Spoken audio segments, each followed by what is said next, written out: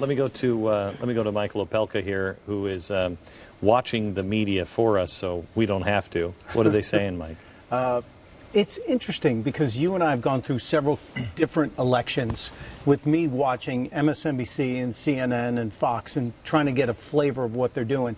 And tonight, I noticed CNN has taken a decidedly more professional, less opinionated take on everything.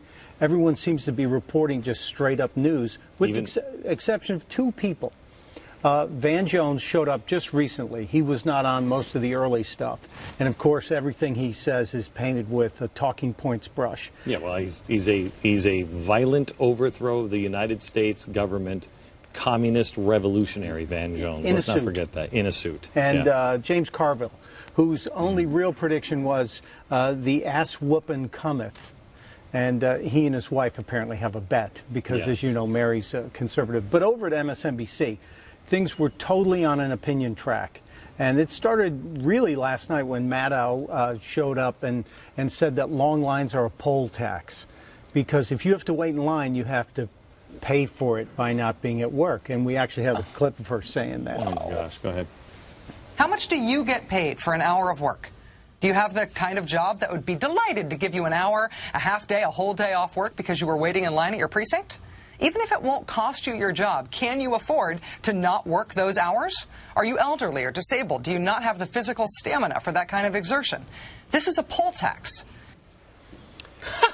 She seems to miss the amazing irony there that if voting is part of a governmental process and it's grossly inefficient, then maybe we should look at the inefficiency in government. And that seemed to have gone totally past her.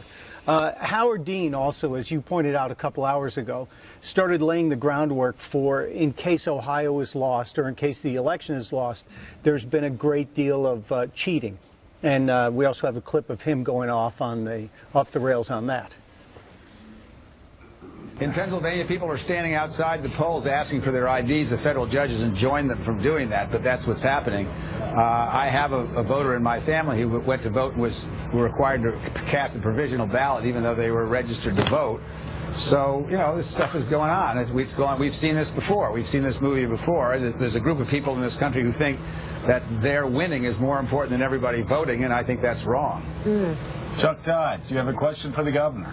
Governor, I mean, that's a big charge. I mean, do you think the president do you believe if he loses Ohio, it'll be because of voting irregularities? I do. I think that's the only way he loses Ohio? That's correct. That's been the thread all day on MSNBC. If this doesn't go Obama's way, it's been cheated, stolen, suppressed, or whatever. All right.